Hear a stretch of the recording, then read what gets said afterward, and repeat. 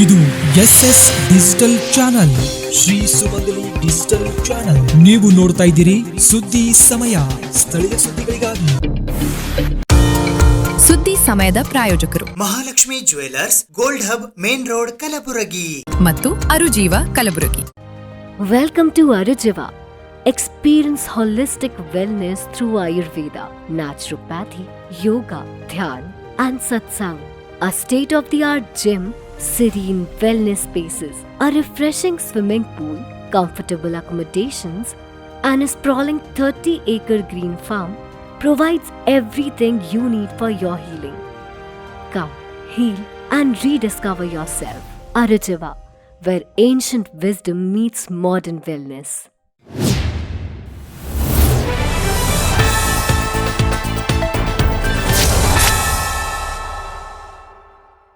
ಸುದ್ದಿ ಸಮಯಕ್ಕೆ ಸ್ವಾಗತ. ನಾನು RJ ಮಂಜು ಹಿರೋಳಿ.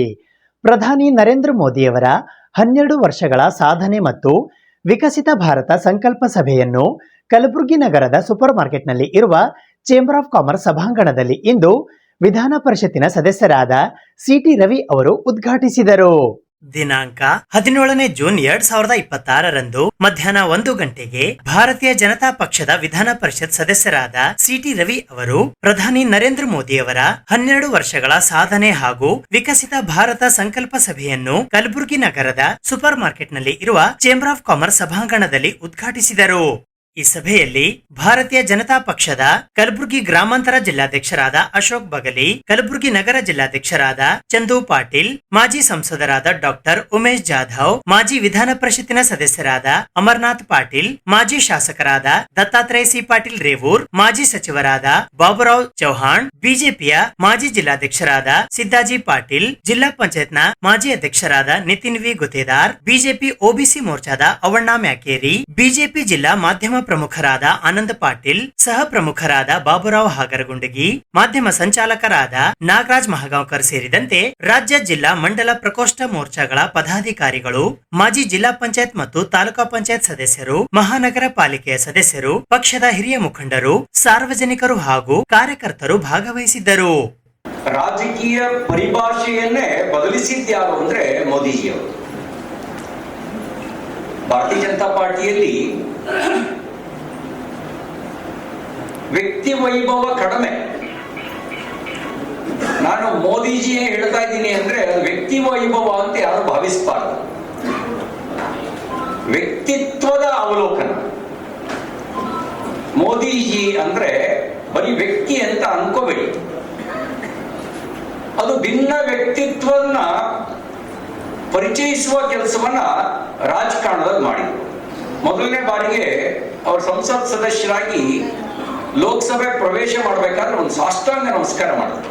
ಇವತ್ತು ಅನುಕರಿಸ್ತಿರೋರು ಬಹಳ ಜನ ಇದ್ದಾರೆ, ಆದ್ರೆ ಸಾಷ್ಟಾಂಗ ನಮಸ್ಕಾರ ಹಾಕಿ ಒಂದ್ ಮಾತು ಹೇಳಿದ್ರು, ಇದು ಪ್ರಜಾಪ್ರಭುತ್ವದ ದೇಗುಲ ಅಂತ ಹೇಳಿದ್ರು. ಆಮೇಲೆ ಬೇರೆ ಬೇರೆ ಸಿದ್ಧಾಂತಗಳನ್ನ ಈ ರಾಷ್ಟ್ರ ಕಂಡಿದೆ. ಸಮಾಜವಾದಿ ಸಿದ್ಧಾಂತವನ್ನು ಕಂಡಿದೆ, ಕಮ್ಯುನಿಸ್ಟ್ ಸಿದ್ಧಾಂತವನ್ನು ಕಂಡಿದೆ, ಬಂಡವಾಳಶಾಹಿ ಸಿದ್ಧಾಂತವನ್ನು ಕಂಡಿದೆ. ಆದರೆ ಸಬ್ಕಾ ಸಾಥ್, ಸಬ್ಕಾ ವಿಕಾಸ್, ಸಬ್ಕಾ ವಿಶ್ವಾಸ್ ಅನ್ನುವಂತ ವಾತಾವರಣ ಯಾರು ನಿರ್ಮಾಣ ಮಾಡಿರಲಿಲ್ಲ.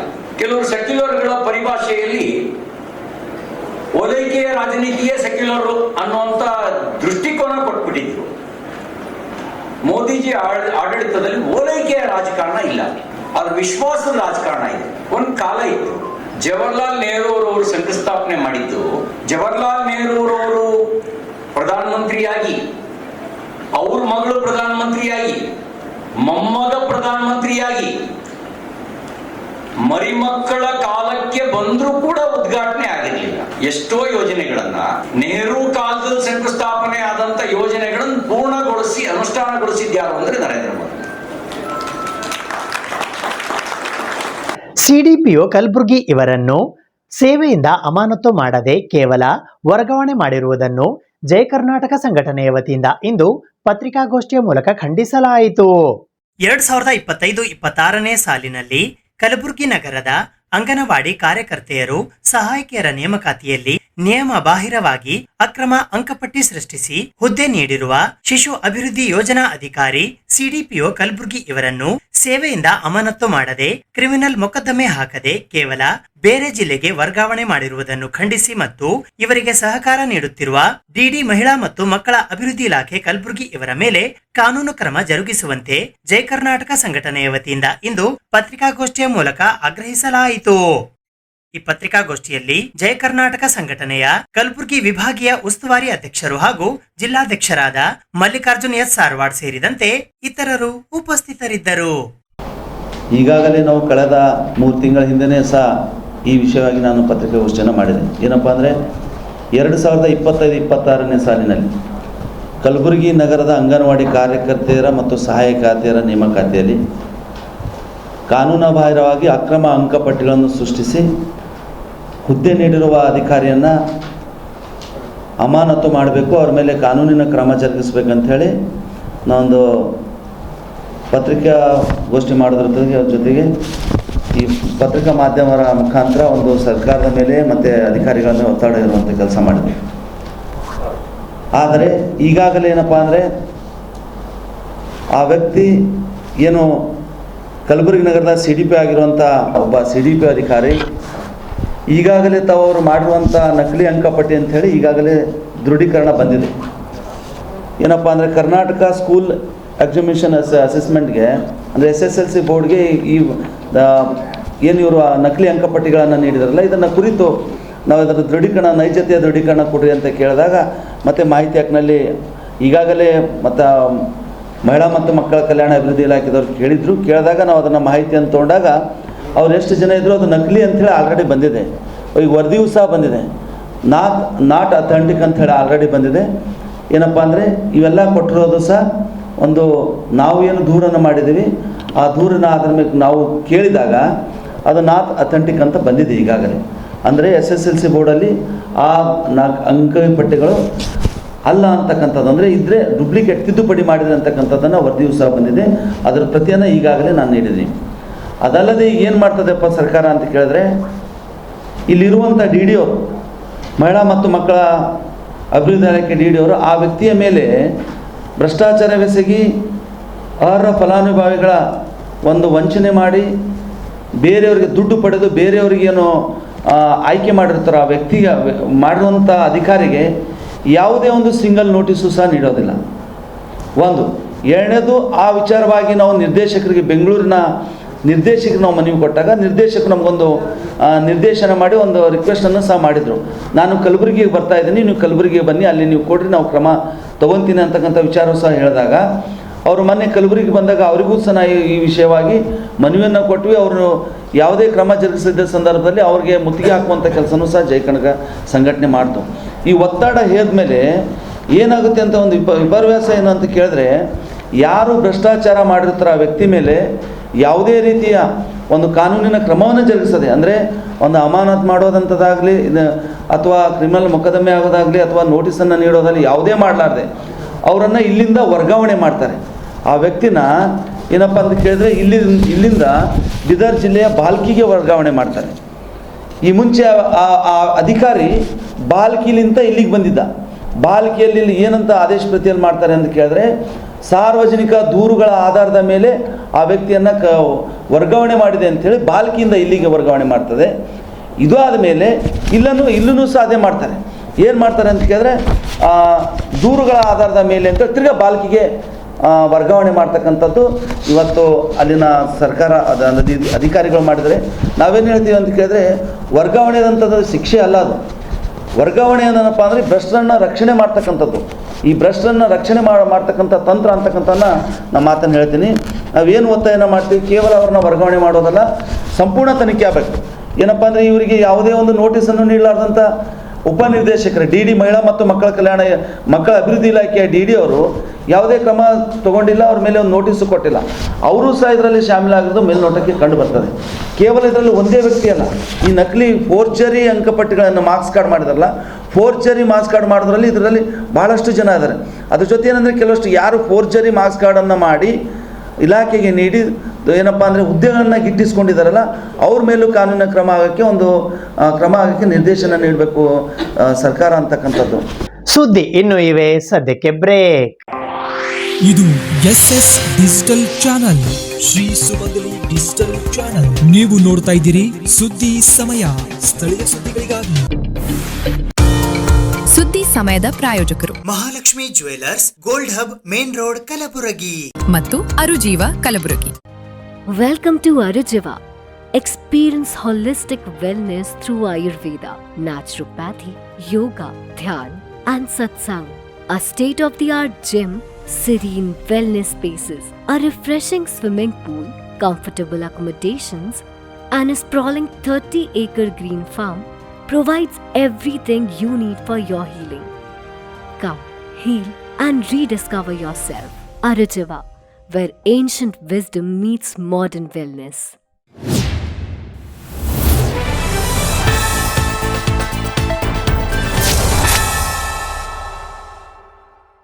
ಕಲಬುರಗಿ ನಗರದಲ್ಲಿ ಮಾಜಿ ಶಾಸಕರು ಹೈಡ್ರಾಮಾ ಮಾಡುತ್ತಿದ್ದಾರೆ ಎಂದು ಶಿವಸೇನಾ ಕರ್ನಾಟಕದ ರಾಜ್ಯಾಧ್ಯಕ್ಷರಾದ ಆಂದೋಲನದ ಶ್ರೀ ಸಿದ್ಧಲಿಂಗ ಸ್ವಾಮೀಜಿಯವರು ಇಂದು ಪತ್ರಿಕಾಗೋಷ್ಠಿಯ ಮೂಲಕ ಆರೋಪಿಸಿದ್ದಾರೆ.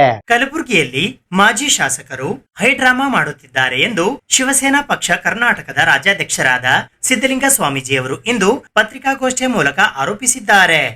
ಈ ಪತ್ರಿಕಾಗೋಷ್ಠಿಯಲ್ಲಿ ಸುಕ್ಷೇತ್ರ ಪಾಳಾದ ಪರಮ ಪೂಜ್ಯ ಶ್ರೀ ಡಾಕ್ಟರ್ ಗುರುಮೂರ್ತಿ ಶಿವಾಚಾರ್ಯರು, ಗುರುಶಾಂತ್ ಟೇಂಗಳಿ, ರಾಕೇಶ್ ಜಮಾದಾರ್ ಸೇರಿದಂತೆ ಇತರರು ಉಪಸ್ಥಿತರಿದ್ದರು.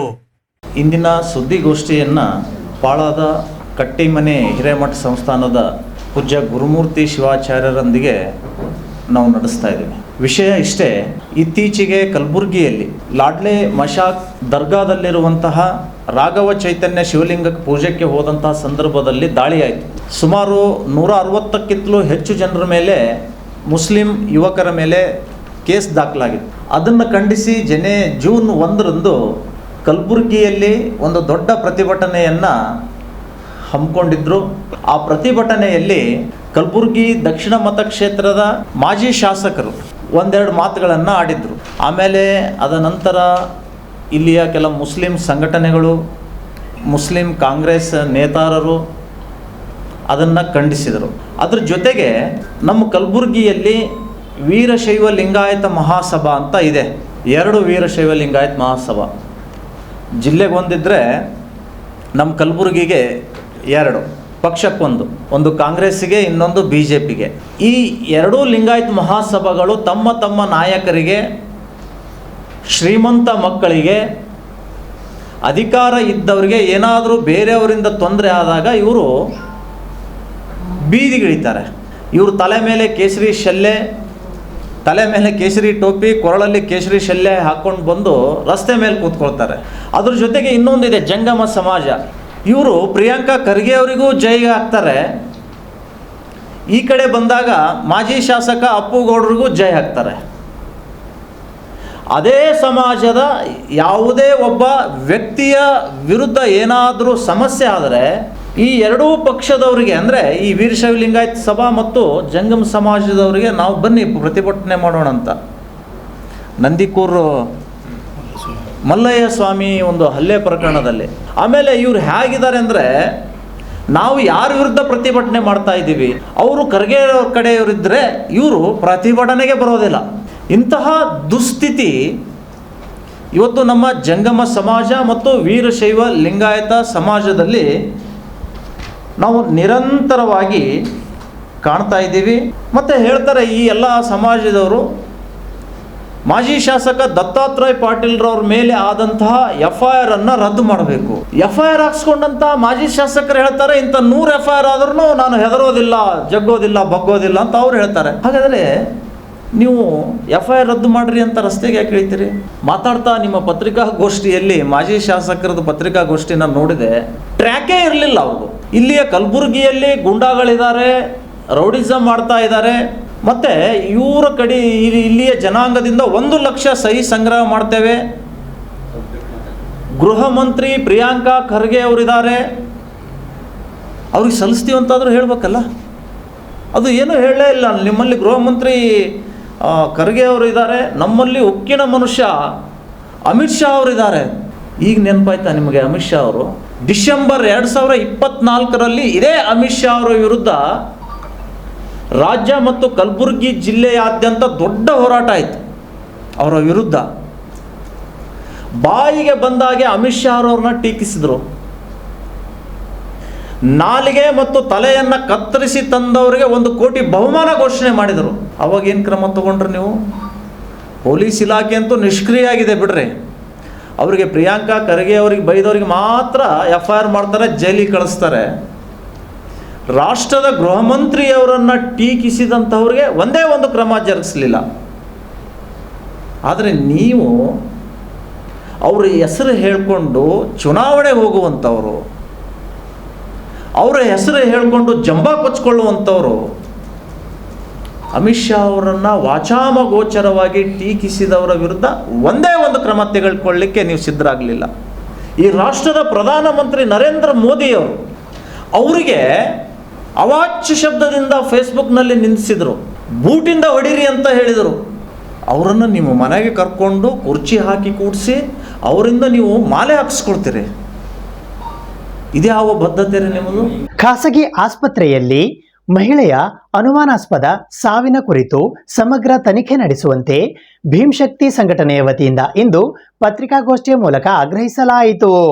ಖಾಸಗಿ ಆಸ್ಪತ್ರೆಯಲ್ಲಿ ಮಹಿಳೆಯ ಅನುಮಾನಾಸ್ಪದ ಸಾವು, ಆಸ್ಪತ್ರೆ ಚಿಕಿತ್ಸೆ ನೀಡಿದ ವ್ಯಕ್ತಿ ಹಾಗೂ ಅಧಿಕಾರಿಗಳ ನಿರ್ಲಕ್ಷ್ಯದ ಕುರಿತು ಸಮಗ್ರ ತನಿಖೆ ನಡೆಸುವಂತೆ ಭೀಮ್ಶಕ್ತಿ ಸಂಘಟನೆ ರಾಜ್ಯ ಸಮಿತಿ ಬೆಂಗಳೂರು ವತಿಯಿಂದ ಇಂದು ಪತ್ರಿಕಾಗೋಷ್ಠಿಯ ಮೂಲಕ ಆಗ್ರಹಿಸಲಾಯಿತು. ಈ ಪತ್ರಿಕಾಗೋಷ್ಠಿಯಲ್ಲಿ ರಾಜ್ಯಾಧ್ಯಕ್ಷರಾದ ಅಂಬಾಜಿ ಪಿ ಮೇಟಿ, ರಾಜ್ಯ ಪ್ರಧಾನ ಕಾರ್ಯದರ್ಶಿಗಳಾದ ಶಿವಕುಮಾರ್ ಎಂ ಮುಡ್ಡಿ ಸೇರಿದಂತೆ ಇತರರು ಉಪಸ್ಥಿತರಿದ್ದರು. ಪತ್ರಿಕಾಗೋಷ್ಠಿಯ ಮುಖ್ಯ ಉದ್ದೇಶ ಜಬ್ರಾಬಾದ್ ಕ್ರಾಸ್ ಹತ್ರ ಜಬ್ರಾಬಾದ್ ಕ್ರಾಸ್ನಿಂದ R Patel general and maternity hospital ಬಗ್ಗೆ ಮಾತನಾಡ್ತಾ ಇದ್ದೆ. ಈ ಆಸ್ಪತ್ರೆಯಲ್ಲಿ ಮೊನ್ನೆ 15ನೇ ತಾರೀಕು ಲೋಚನಾ ಗಂಡ ಸಿಂಗೆ ಅಂತೇಳಿ ಮಹಿಳಾ ರೋಗಿಯೊಬ್ಬರು ಚಳಿ ಜ್ವರ ಬರ್ತಾ ಇದೆ ಅಂತೇಳಿ ಆಸ್ಪತ್ರೆಗೆ ಹೋಗ್ತಾರೆ. ಆಶ್ರಯ ಕಾಲನಿ ಶೇಖ್ ರೋಜಾ ನಿವಾಸಿ ಅವರು ಆಟೋದಲ್ಲಿ ಹೋಗ್ತಾರೆ. ಆಟೋದಾಗ ಇಳಿದು ಅವರೇ ನೇರವಾಗಿ ಆಸ್ಪತ್ರೆಗೆ ನಡ್ಕೊತ ಹೋಗ್ತಾರೆ. ಬರೀ ಚಳಿ ಜ್ವರ ಅಂತ ಹೋಗಿರ್ತಾರೆ. ರಾತ್ರಿ 8:30 ಗಂಟೆಗೆ ಹೋಗ್ತಾರೆ. 9:15 ಒಳಗಡೆ ಅಲ್ಲೊಂದು ಗ್ಲುಕೋಸ್ ಕೊಡೋ ಆಸ್ಪತ್ರೆ ಸಿಬ್ಬಂದಿಗಳು ಒಂದು ಗ್ಲುಕೋಸ್ ಕೊಡ್ತಾರೆ, ಒಂದು ಇಂಜೆಕ್ಷನ್ ಕೊಡ್ತಾರೆ. ಅದು ಕೊಟ್ಟ ನಂತರ ಅಲ್ಲೇ ಸ್ಪಾಟ್ ಡೆತ್ ಆಗಿರುತ್ತೆ. ಆಸ್ಪತ್ರೆಯ ನಿರ್ಲಕ್ಷ್ಯನೇ ಇದಕ್ಕೆ ಕಾರಣ. ಮತ್ತು ನಮ್ಮ ವಾದ ಏನಂದ್ರೆ ಈಗಾಗಲೇ ಆ ಆಸ್ಪತ್ರೆ ಮೇಲೆ ಹಲವಾರು ಗಂಭೀರವಾದ ಆರೋಪಗಳು, ಒಂದು 2-3 ಡೆತ್ಗಳು ಆಗಿವೆ ಅನ್ನೋದೊಂದು ಮಾಹಿತಿ ನಮಗೆ 1 ತಿಂಗಳಿಂದ ಸಿಕ್ಕಿದ್ದು. 1 ತಿಂಗಳಿಂದ ನಾವು ಅದನ್ನು ಮತ್ತೆ ಯಾವುದರ ಪ್ರಕರಣ ಪ್ರಮುಖ ಸಾಕ್ಷಿ ಏನಾದ್ರು ಸಿಕ್ಕಾಗ ನೋಡೋಣ ಅಂತೇಳಿ ಆಲ್ರೆಡಿ 1ನೇ ತಾರೀಕು, ಇದೇ ತಿಂಗಳು 1ನೇ ತಾರೀಕು ನಾವು DH ಅವರಿಗೂ ಸುಧಾ ಕಂಪ್ಲೇಂಟ್ ಕೊಟ್ಟಿದ್ದೀವಿ. ಇದು ಪ್ರಕರಣ, ಈ ಆಸ್ಪತ್ರೆ ಈ ಥರ ಸಮಸ್ಯೆ ಆಗ್ತಾಯಿದೆ, ಅದು ಬೇರೆ ಎಲ್ಲ ಹೇಳ್ತಾ ಇದ್ದಾರೆ. ಇದು ಆಸ್ಪತ್ರೆಯ ಪ್ರಮುಖ ವೈದ್ಯರು, ಅವರು RMP ಡಾಕ್ಟರ್ ಇದ್ದಾರೆ, ಅವರು ವೈದ್ಯರಲ್ಲ ಅಂತೇಳಿ ಹಿಂಗೆ ಎಲ್ಲ ಆರೋಪಗಳು ಕೇಳಿ ಬರ್ತಾ ಇರೋದ್ರಿಂದ ನಾವು ಇದನ್ನು ಕೂಲಂಕುಷವಾಗಿ ಪರಿಶೀಲನೆ ಮಾಡ್ಬೇಕಂತೇಳಿ DH ಅವರಿಗೆ, DC ಅವರಿಗೆ ಮತ್ತು TH ಅವರಿಗೆ ದೂರು ಕೂಡ ಕೊಟ್ಟಿದ್ದೀವಿ. ನಾವು ದೂರು ಕೊಟ್ಟ ತಕ್ಷಣ ಅವರು ಕ್ರಮ ಕೈಗೊಂಡಿದ್ದರೆ ನಿನ್ನೆ 15ನೇ ತಾರೀಕಿನ ಘಟನೆ ಆಗಿತ್ತು, ಆ ಘಟನೆನ ತಪ್ಪಿಸ್ಬೋದಾಗಿತ್ತು ಅನ್ನೋದು ನಮ್ಮ ವಾದ. ಈಗಾಗಲೇ ನಾವು ಅಲ್ಲಿಂದ ದಾಖಲಾತಿಗಳನ್ನು ಕೂಡ ಪಡ್ಕೊಂಡಿದ್ದೀವಿ. KPME ರಿಜಿಸ್ಟರ್ ಪ್ರಕಾರ R ಪಟೇಲ್ ಅಂತೇಳಿ ಹಾಸ್ಪಿಟಲ್ ಹೆಸರು. ಅಲ್ಲಿ R Patel maternity and general hospital ಅಂತೇಳಿ ಬೋರ್ಡ್ ಮಾಡೋದು. ಅಲ್ಲಿ ಎಲ್ಲ ಆಸ್ಪತ್ರೆ ಎಲ್ಲಿ ಹೆರಿಗೆ ಮಾಡಿಸೋದು, ಅಬಾರ್ಷನ್ ಮಾಡೋದು, ಆಪ್ರೇಷನ್ ಮಾಡೋಂಥ ಎಲ್ಲ ಪ್ರಕ್ರಿಯೆಗಳು ನಡೀತಾ ಇದೆ. ಒಬ್ಬ RMP ಡಾಕ್ಟರ್ ಆಗಿರೋ ಅಲೋಪತಿಕ್ ಆಸ್ಪತ್ರೆ ಔಷಧಿ ಅಂದರೆ ಒಬ್ಬ ರೋಗಿಗೆ MBBS KMC ಮತ್ತು NMC ಪ್ರಕಾರ ರಿಜಿಸ್ಟರ್ ಆಗಿರುವಂಥ ನೋಂದಣಿ ವೈದ್ಯರೇ ಅದನ್ನು ಇಂಜೆಕ್ಷನ್ ರೆಫರ್ ಮಾಡಬೇಕು. ಅಲ್ಲಿ ನಾವು ನರ್ಸ್ ಅವ್ರ ಜೊತೆ ಚರ್ಚೆ ಮಾಡಿದ ವಿಡಿಯೋ ಈಗ ಮಹೇಶ್ ಅವ್ರಿಗೆ ಹಾಕಿದ್ದೀನಿ. ಆ ವಿಡಿಯೋದಲ್ಲಿ ನರ್ಸ್ ಅವ್ರು ಹೇಳ್ತಾರೆ, ರಹೀಮ್ ಪಟೇಲ್ ಸರ್ ಚೀಟಿ ಬರೋ ಕೊಟ್ಟಿದ್ದಾರೆ ಇಂಜೆಕ್ಷನ್ ಕೊಡಲಿಕ್ಕೆ, ಅದರ ಪ್ರಕಾರ ನಾನು ಇಂಜೆಕ್ಷನ್ ಕೊಟ್ಟಿದ್ದೀನಿ, ಅದು ಮೈ ಕೈ ಇದು ಆಗ್ತದೆ, ಚಳಿ ಆಗ್ತದೆ, ತಳಮಳ ಆಗ್ತಾಯಿದೆ ಅಂತ ಪೇಷಂಟ್ ಇದು ಆಗ್ಯದ ಸರ್ ಅಂತ ಆ ವಿಡಿಯೋದಲ್ಲಿ ಅವ್ರದ್ದೇ ಸಿಬ್ಬಂದಿ ಮಾತಾಡ್ತಾನೆ. ರಹೀಮ್ ಪಟೇಲ್ ಅವರು MBBS ಡಾಕ್ಟರ್ ಅಥವಾ ಏನು ಅನ್ನೋದ್ರ ಬಗ್ಗೆ ತನಿಖೆ ಆಗ್ಬೇಕಂತೇಳಿ ಈಗ ಒಂದಾಗಿರೋ ಡೆತ್ ಅಲ್ಲ, ಇನ್ನು ಮುಂದೆ ಇನ್ನೂ ಆಗ್ತಕ್ಕಂಥ ಸಂಭವಿಸಬಾರ್ದು, ಅನಾಹುತಗಳು ಆಗಬಾರ್ದು ಅನ್ನೋ ಕಾರಣಕ್ಕೆ ನಿನ್ನೆ ನಾವು ಗ್ರಾಮೀಣ ಪೊಲೀಸ್ ಠಾಣೆ ಕೂಡ ದೂರು ಕೊಟ್ಟಿದ್ದೀವಿ. ಅಲ್ಲಿ ಆಸ್ಪತ್ರೆಯಲ್ಲಿ ರೋಗಿ ಡೆತ್ ಆದ ತಕ್ಷಣ ನಾವು ಜಯದೇವ್ ಹಾಸ್ಪಿಟಲ್ ರೆಫರ್ ಮಾಡ್ತಾರೆ. ಇಲ್ಲಿ ಜಯದೇವ್ ಹಾಸ್ಪಿಟಲ್ನಿಂದ ಆಲ್ರೆಡಿ ಡೆತ್ ಆಗ್ಯದ ಅಂತೇಳಿ ಅವರು ಪೇಷಂಟ್ ಹಿಡಿಯೋದಿಲ್ಲ. ಆಮೇಲೆ ನಮ್ಮ ಗಮನಕ್ಕೆ ಬಂದರೆ ಮತ್ತೆ ವಾಪಸ್ ನಾವು ಒಳ್ಳೆ ಆಸ್ಪತ್ರೆಗೆ ಹೋಗ್ರಿ, ಎಲ್ಲ ಸಿಬ್ಬಂದಿಗಳು ವೈದ್ಯರ ಸಮೇತ ಎಲ್ಲರೂ ಪರಾರಿ, ಅಲ್ಲಿ ಯಾರೂ ಇರೋಂಗಿಲ್ಲ ಸರ್. ರಾತ್ರಿ 12 ಗಂಟೆವರೆಗೆ 2 ಗಂಟೆವರೆಗೆ ಅಲ್ಲಿ ನಾವು ಶವನಿಟ್ಟು ಪ್ರತಿಭಟನೆ ಮಾಡಿ ಪೊಲೀಸ್ ಇಲಾಖೆನ ಕರೆಸಿ ಕೇಸ್ ಮಾಡೋಂಥ ವ್ಯವಸ್ಥೆ ಮಾಡಿದ್ಮೇಲೆ ಆವಾಗ ವೈದ್ಯರು ಬರಲಿಲ್ಲ, ಯಾರೂ ಬರಲಿಲ್ಲ ಸರ್.